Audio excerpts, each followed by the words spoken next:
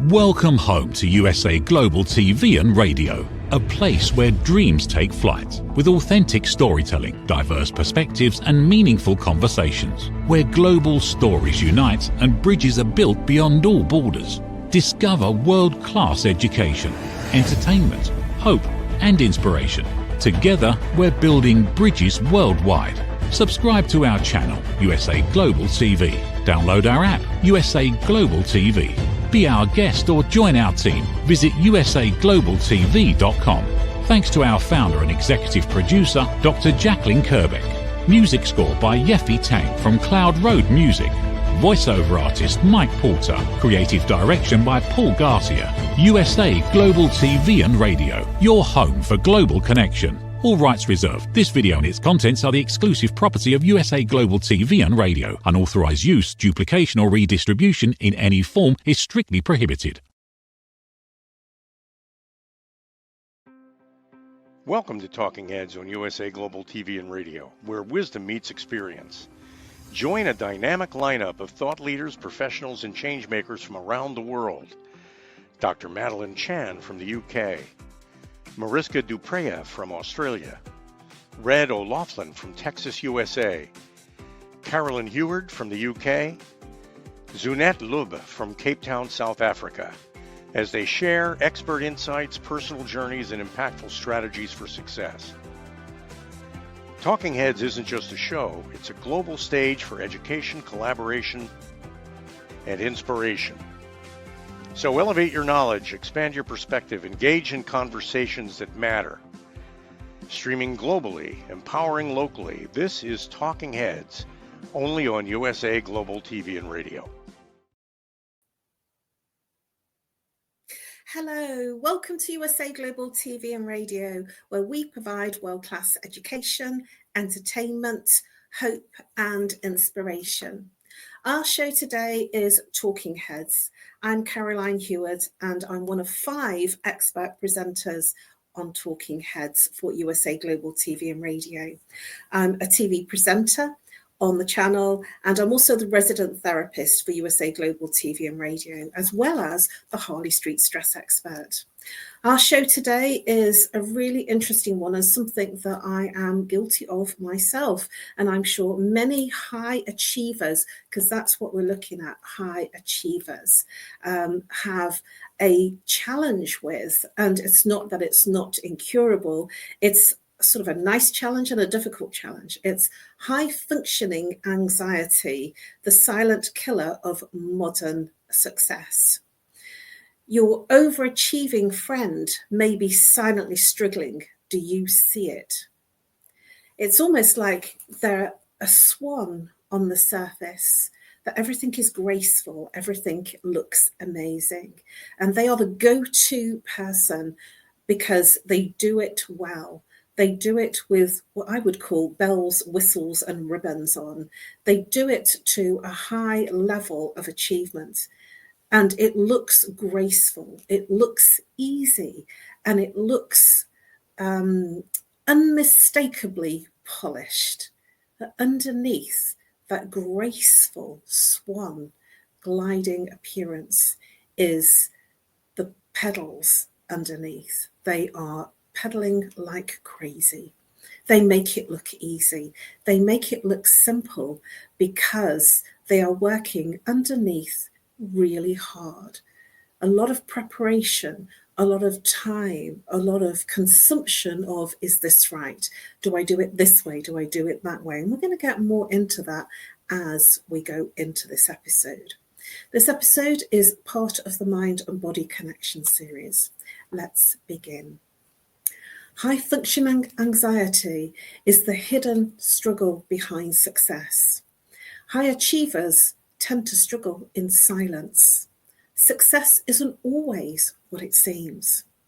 It impacts the person, you, I, the friend that you know that's the high achiever, personally, in their relationships. It affects society, and it also affects our coping strategies when things get difficult.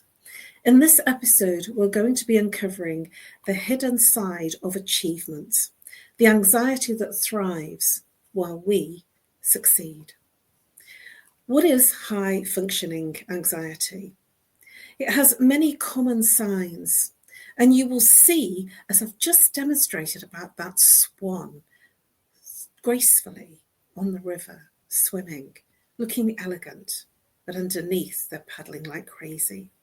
There's an overthinking going on. There is a perfectionism going on. Overthinking is an overanalyzing this way, that way. If I do this, if I don't do that, there will be a soap opera within their mind, and they are their worst critic. They will always look at, what did I do wrong? What could I do better? They will never critique looking at all the great stuff. They will always critique looking at what was missing. What can I do better? And they're always looking for that opportunity to show up and to be the person that stands out. Now, perfectionism, it's sometimes quite cute when somebody is a perfectionist. And I have worn that badge for many, many years, decades. And some people think it's quite cute. It is actually a silent killer. It stops you sometimes from doing things that perhaps you could have done much earlier and much easily if you weren't stopping yourself because it wasn't quite right. Perfectionism, it is the silent killer because we will question everything.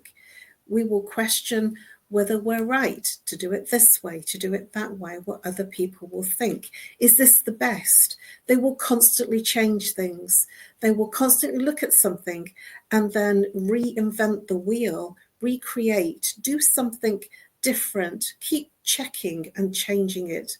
I have a wonderful friend who's a musician, who's really talented, highly talented, and have been in the industry for many, many years, many decades, since the 70s. And he's on tour a lot, and he goes to the States, and he's UK based in London.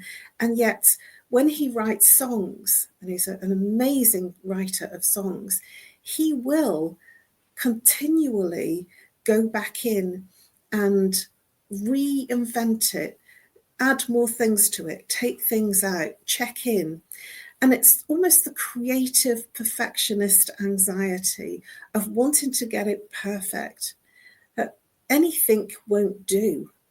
And I'm also guilty of that I will constantly review. And it's the reviewing that takes the time. And it's not wrong and it's not right. It is simply a behavior of the highly successful person, that they will constantly review and look to change things. Does it look better? How can I improve this? Because they're constantly looking for an improvement to get a different audience, a different take, a different level of praise. Why is this important? Because it's important to them.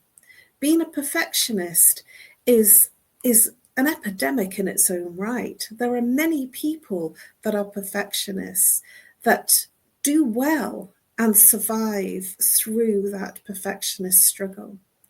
It will take them longer to achieve something, and at the same time, it will be amazing. It'll be more than the average person, and at the same time, it will almost look as if it's easy. It rolls off the tongue. It just becomes great. But there's been a lot of work behind the scenes that you haven't seen. It can cause sleepless nights because you're thinking about, what next? I need to do this. And how do I make this better? I consistently spend time making sure that the technology is right, because that's one of my foibles as a perfectionist, and not feeling comfortable with technology, and yet I will work harder. And that's the behavior behind a perfectionism's talents, that they will work tirelessly to make things better. And they will always look to improve themselves in whatever activity they are doing, whether it's in a partnership, in a relationship, both personal, business, and in friendships. They're always looking to be the best they can possibly be. And at the same time, it has a huge detrimental effect to them personally. It is a hidden epidemic of high achievers. I did some mentoring with someone that was a shaman back in the times of the world closing down in the pandemic, and I did some online mentoring, energy mentoring with a shaman, and he was in the field for many years, many decades, and he trained with the shamans in the jungle. And I often wondered what made him go and drop everything, drop life, and go and train with what he considered were the best of the best. What was it that changed? That's not my story to share. But what I did get from him was he was fascinated by the fact that he tended to attract overachievers.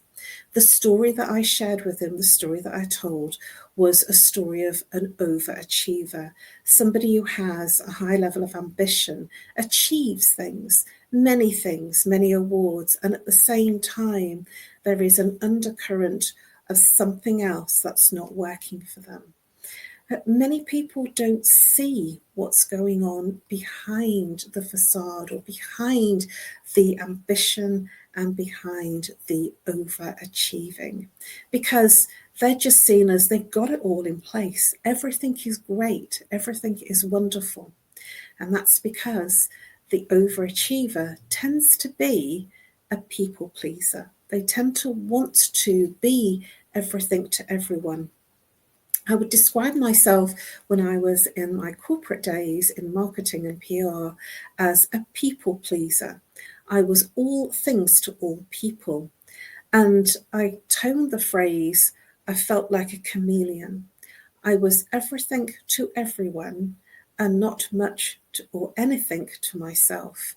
I was always doing my best to fit in to what other people required, and forgetting about myself.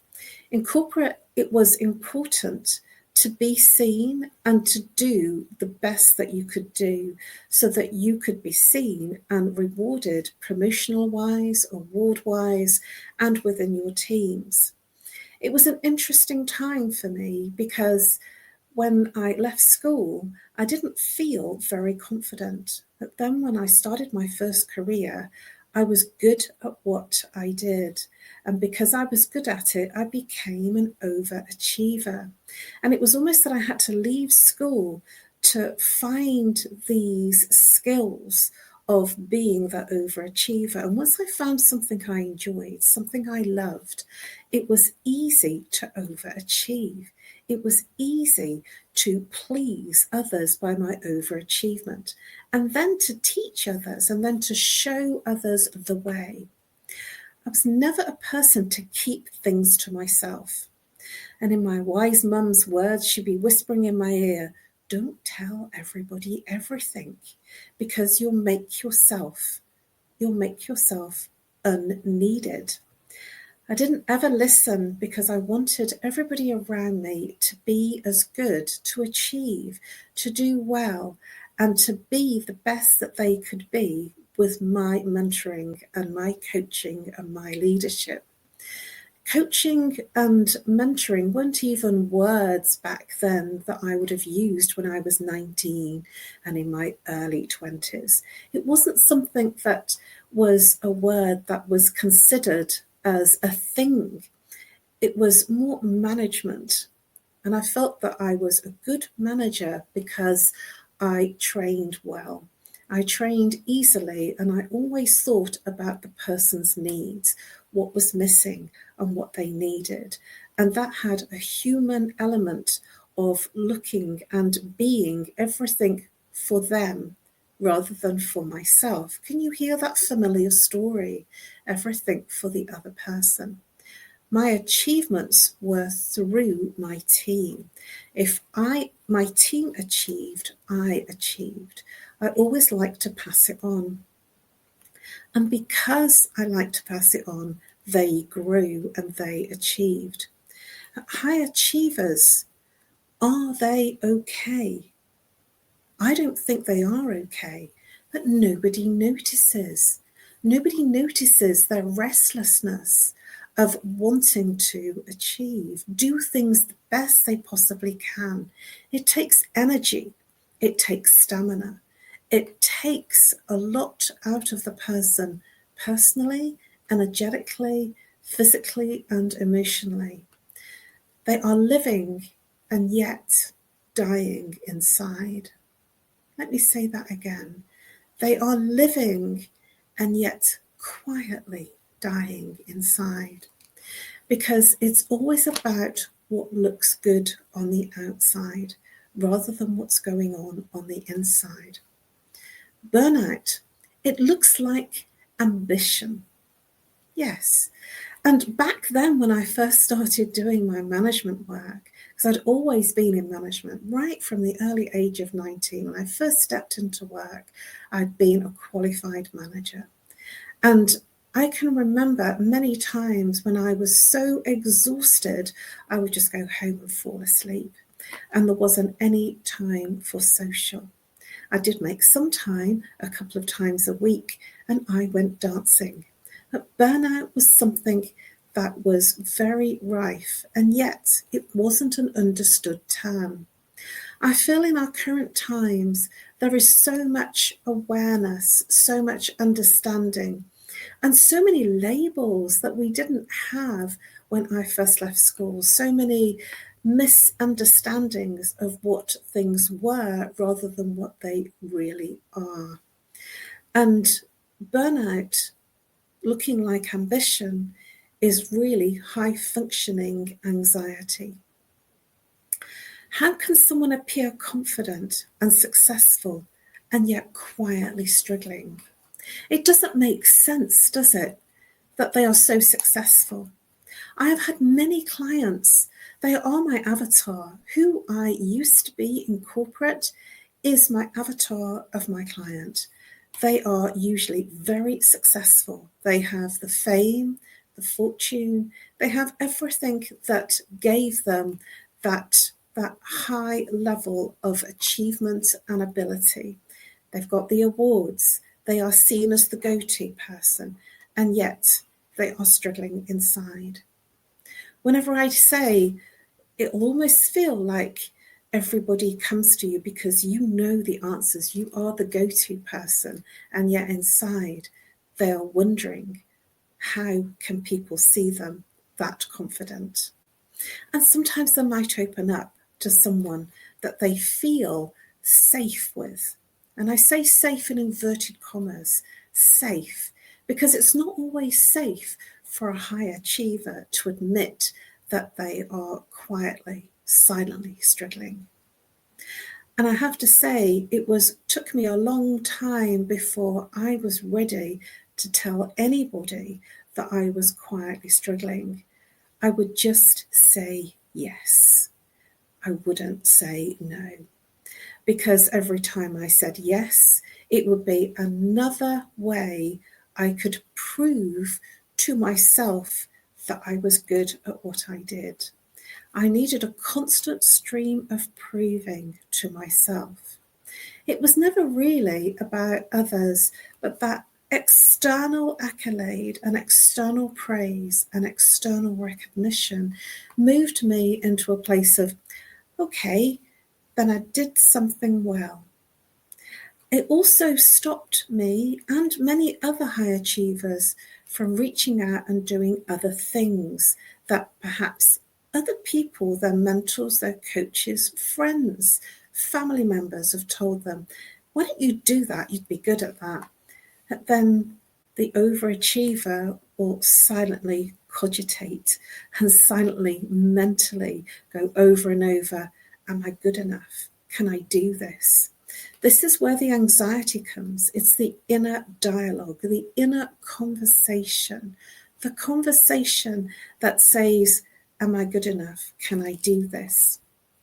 And sharing with you a couple of very personal examples with you that it took me an entire year before I did a show with USA Global TV and Radio.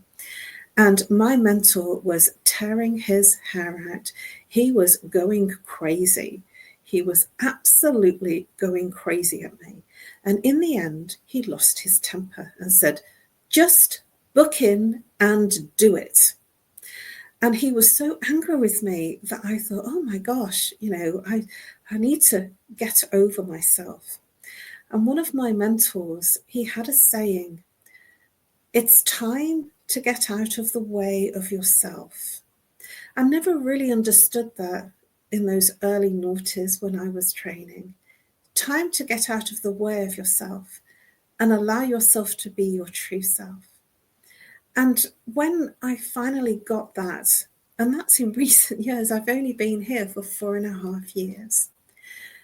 But that first show was testament to me that I could do it, that it was possible.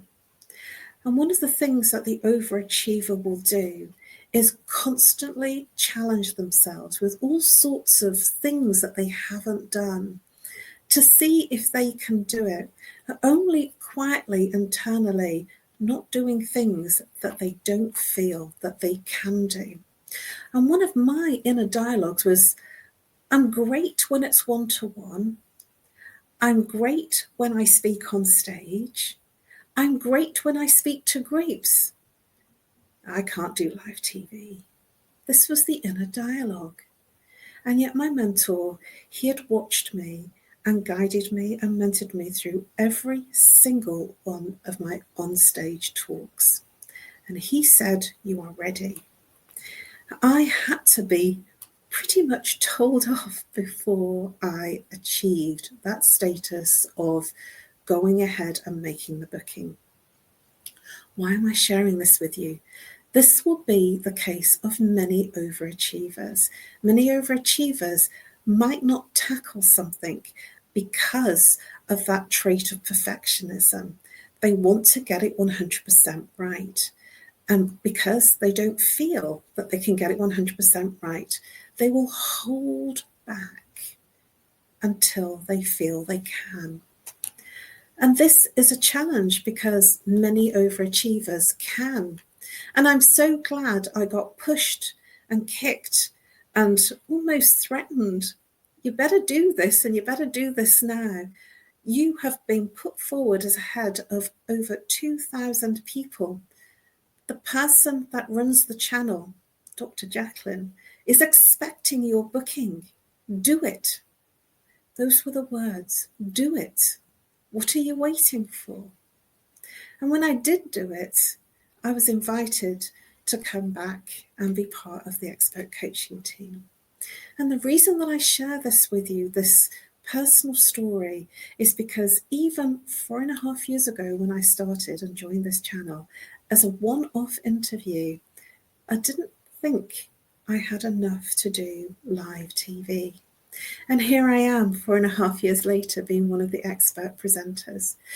This story will be very common for many people that are high achievers. Unless they have a mentor like I had pushing you and cajoling you, because no man or woman is an island. We are all things to all people. And if other people see the greatness in you, you will be magnetized to them and they will almost give you a helping hand, a leg up, an opportunity to show you it's possible. It's really possible, and I can introduce you. Take those opportunities rather than fear those opportunities, because that mental and emotional worry that you have may be completely unfounded. That self-doubt that you have will be completely unfounded, because that inner dialogue, feeling never enough feelings, is something that is human. It is something that affects all of us at some time. We're human. We're here to learn. We are here to grow, and we are here to make mistakes. We can't always get it right. We can't always be the best for everything and everyone. And in those mistakes that we make, we can grow even more. When I've made a mistake, I don't make it again. When I've done something wrong, I will always admit the mistake, because to admit the mistake is growth. It becomes wisdom, and it becomes a lesson that you grow from. There is constant growth if you're open to receive it. The physical symptoms of somebody that is a high achiever is fatigue. I'm sure that just by the very nature, I've spent 25 minutes giving you what goes on with a high achiever. I'm sure that you're probably tired in listening, and there is fatigue. And they're overthinking and overanalyzing and overly wanting to get it right, because there is a perfectionism trait within this overachieving, ambitious person. There will be headaches. Headaches because their overthinking literally makes the head ache with thoughts. And the head aches is to give you, it's almost like a warning sign. It's your body saying, stop, time out. And if the headache isn't listened to, they become a migraine. And then when people get migraines, they have to take time out. The overachiever, they will have things that happen to them that make them take time out. What's yours? What is the thing that makes you stop? Is it a migraine? Is it a headache? Is it a cold? Is it a cough? Is it a physical pain? Or is something going on in your personal life? There will be sleep disruption, because the overthinking will make the person find sleep difficult. There's no off switch for the mind. One of the things that I have gratefully embraced is meditation, because meditation is my off switch. And it's something that I teach people, because the overachievers constantly are on the go. Even if it's not physically doing something, it's mentally and emotionally. And also digestive issues come into play with a lot of high achievers. And one of the reasons for that is that the mind is almost disconnected with the body. There is a focus on the body, but the energy that the person gives is mainly in the mind. There will almost be an intensity of thinking and doing, and a disconnect with the body. And one of the things that I would highly recommend, if you feel like that, is go for a jog, do some dancing, go to the gym, because this moves the energy from your mind to your body and starts to reinvigorate and generate energy into the body. So why do we hide anxiety behind smiles and achievements? It's because there is a facade. There is something that we're playing out. I would call it a mask. We want to look good and be good. And it's all about image. And especially in our current times, we really want to show up the best that we can possibly be, for ourselves, for others, for in our personal lives, for our family, but to the detriment of our personal lives. How are we really living? Many of my clients, I describe this experience of we're existing, we're going through the motions without the emotion. We are doing things without being in a place of feeling things. So there is a lot achieved. I would always write an annual newsletter, and I still do write an annual newsletter. And for many, many years, and what it did was it brought me into a place of reflection of all the positive things that I'd achieved. And some of the comments that I had from some of my friends that I had known for many years is that they felt tired. They felt exhausted reading my newsletter. And I had to curtail the things that I put in it, because there were so many things. And I didn't really understand what they meant, that they were exhausted through reading all the things that I got involved in, all the activities and all the events and the parties and the dinners and the awards and the expectation of what was to come, they were exhausted and never really understood why they were exhausted. This felt like life. This was life. This was how it was me. And quietly, slowly, over the years, I have mellowed, quietly, slowly. And because of personal things that have happened, I've gone far more into meditation. And I realize I don't need 20 awards in a year. I don't need to go after everything that is possible. And I still like the recognition. Isn't that strange? Isn't that interesting? That to have the recognition, to know that we've done a good job, where does that come from? It's part of our blueprint, part of our childhood, part of what makes the overachiever be the overachiever. And we all have our personal stories. We all have something that happened in our childhood that moved us into this place of being better, being the best that we could possibly be. It wasn't a bad trait to have. For me, that overachieving meant that I got lots of accolades and I always did well. And still, in the ripe old age of in my 60s, I am still achieving. One of the things that I wanted to do was leave a legacy. And it's interesting, when your goal is big enough, call it a hairy goal.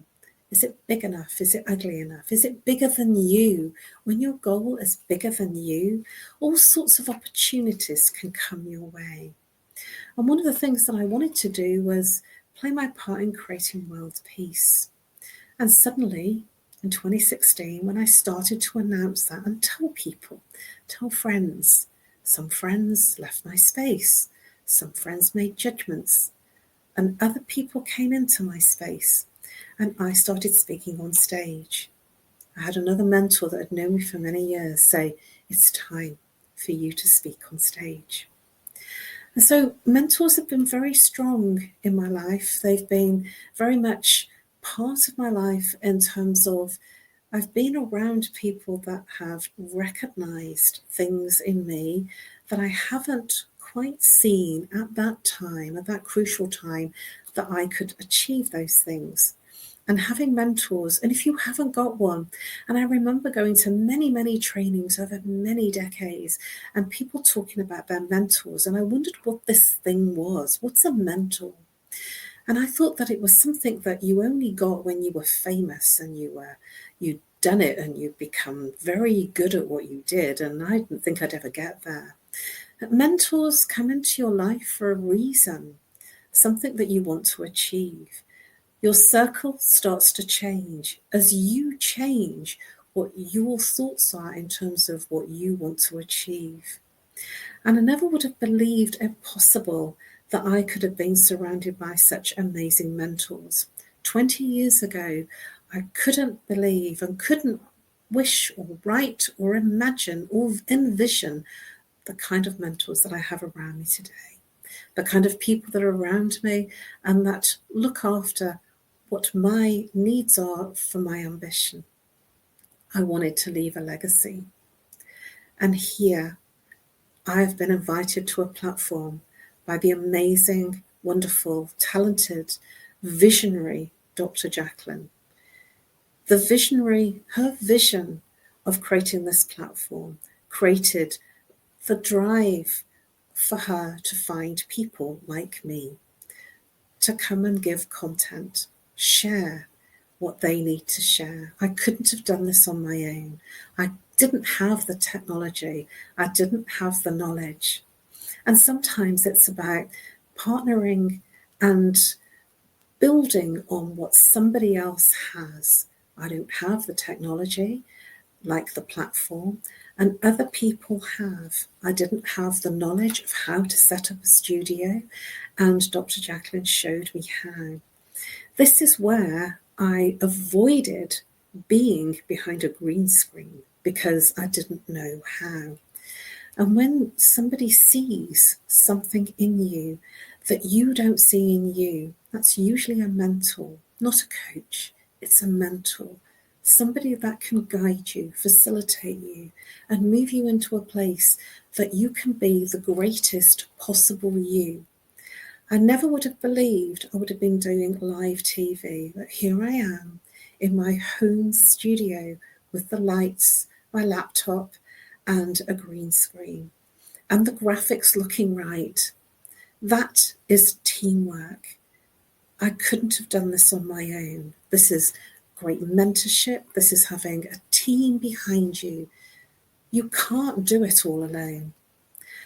The overachiever will have challenges in relationships, both personal and professional, because they will overcommit.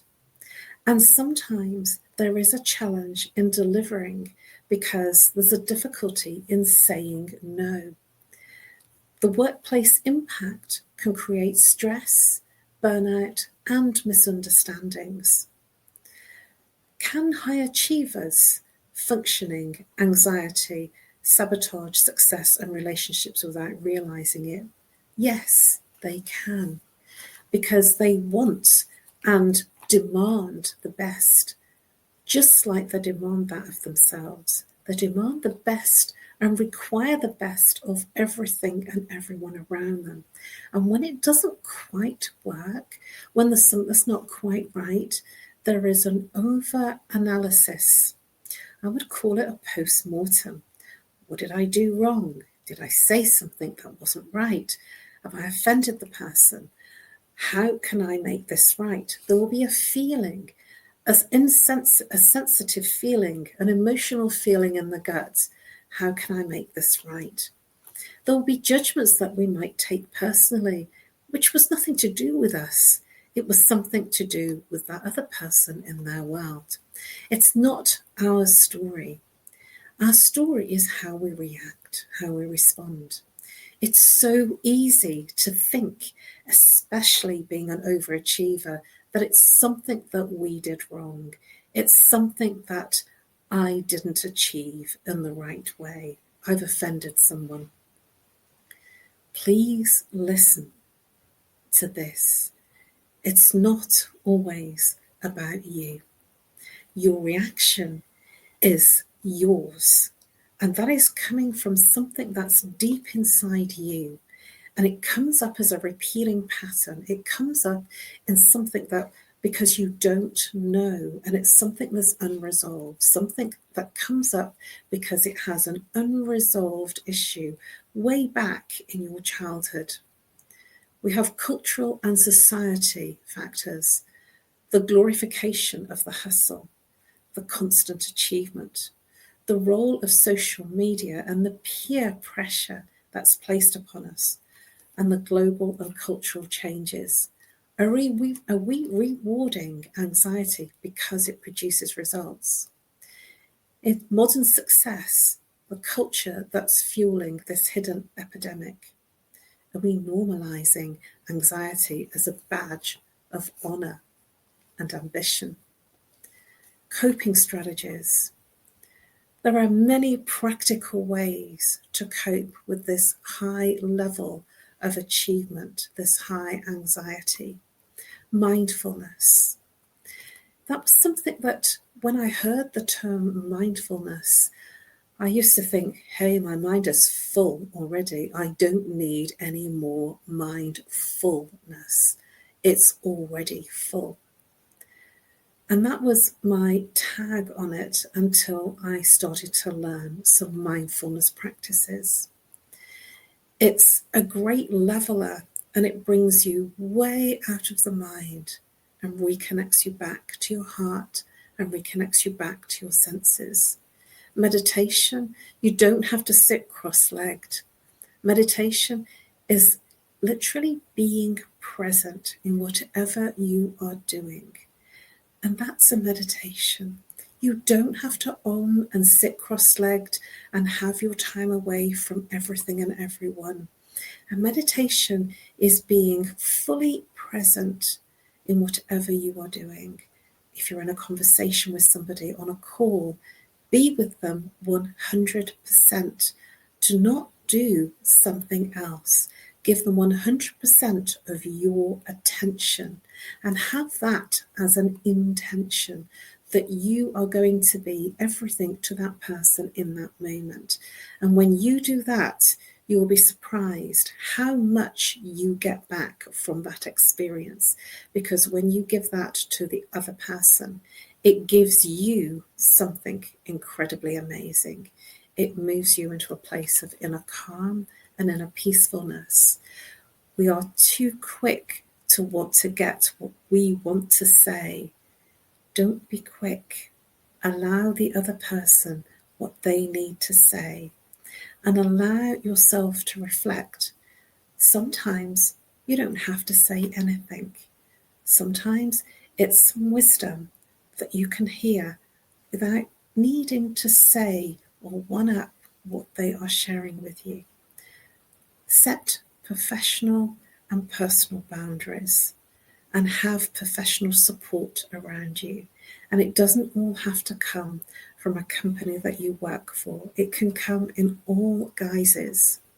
Sleep is important. Make sure you have the right amount of sleep. And if you don't sleep at night, make sure you sleep in. Make sure that you take that time to sleep in. If you do a meditation, 1 hour of meditation can equate to 4 hours of sleep. It can energize you and reinvent your experience of wakefulness and alertness, and you will thank your body for that. Nutrition and exercise, it's important. What we put into our mouths is really important. If we are living in a place of healthy eating, we will feel better for it. I've been out for restaurant meals and have had heavy meals that are very sauced, and I really feel it in my stomach because I eat in a very light way. And when I eat in a heavy way, my stomach hurts, and that's because I don't usually eat junk food. And that's a challenge in today's society, the amount of junk food, quick food, food that's eaten on the run. Sometimes it's okay. Sometimes it has its detrimental effect if we eat too much of it. Thank you for listening.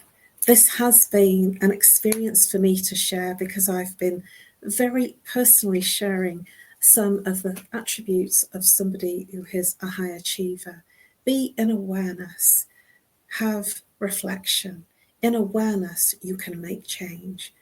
High functioning anxiety may be silent, but it doesn't have to control your life. Recognize it, understand it, take action and protect your health, your relationships, and your personal success.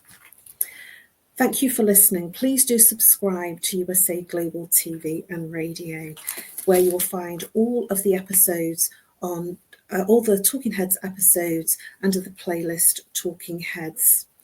Please do look out for my other episodes under my name, Caroline Heward. I've been doing these episodes now for probably about 4 years, I think. This channel is the coveted channel of the Silver Creator Award with over 100,000 subscribers. And we owe that to the amazing and visionary Dr. Jacqueline. I believe that we are now, I think, over 107,000 subscribers. We have 2 channels. Please do check in and subscribe to our 2 channels. It's been my pleasure to give you this episode. It's not about thinking that anything's wrong. In awareness, we can then change things. You can reach me on No More Stress at live.co.uk, or call me if you're international, +44 0 if you're local, 7523 120 189. Follow me on social media and connect with me. Drop me a message on my LinkedIn platform or Facebook. I do have some episodes and some posts on Instagram, So please do seek me out there. Thank you very much, and I look forward to catching up with you again next month, always usually on the last Thursday of the month. Bye-bye for now, and thank you for listening. You have it, you've got it, because you are now in awareness.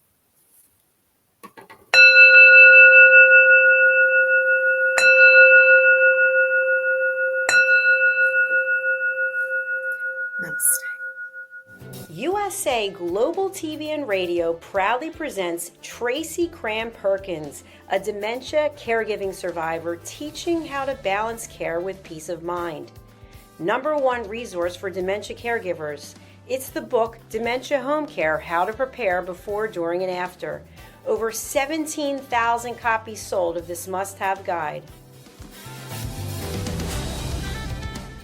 And now a testimonial from Tracy Smith.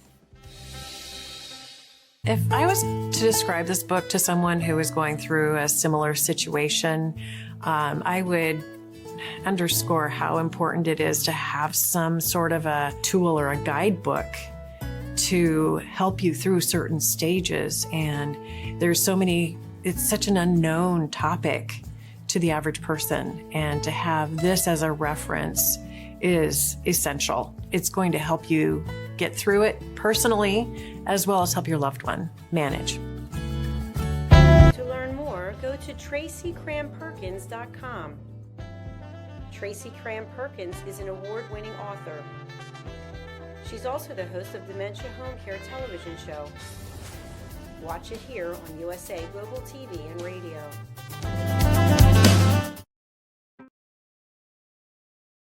Thank you, viewers and listeners of USA Global TV and Radio, for joining us today. We're honoured to have your time and attention as part of our global community. At USA Global TV and Radio, we believe in the power of authentic conversations, meaningful connections, and creating a world of possibilities together. Want to be part of something bigger? Join our team of elevated listeners at usaglobaltv.com, a space where your voice matters and your ability to listen transforms relationships.